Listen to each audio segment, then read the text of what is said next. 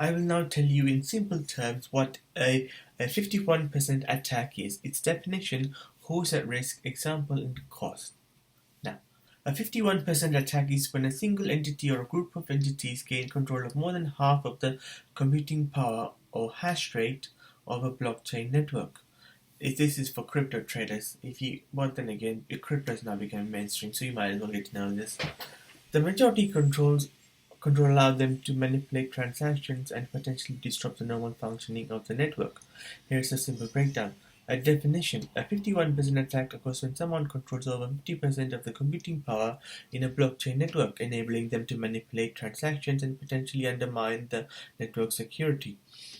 Who is at risk? The cryptocurrencies and blockchain networks, especially those with smaller networks and less computing power, are at risk of 51% attacks. Networks with lower hash rate are more vulnerable because it's easier for a single entity to amass enough computing power to control the majority. Example: let's try say a cryptocurrency network has 100 miners, each contributing 1% of their network computing power.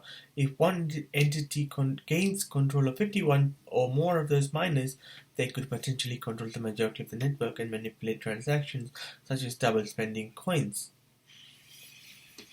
Cost. Now, the cost of executing a 51% attack depends on factors like size of the network, the current hash rate, and the cost of acquiring or renting computer networks. It could involve a significant investment in hardware or computational resources.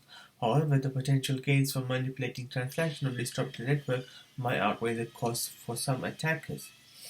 Overall, 51% attacks are rare but pose a serious threat to the security and integrity of a blockchain, of blockchain networks, especially smaller ones.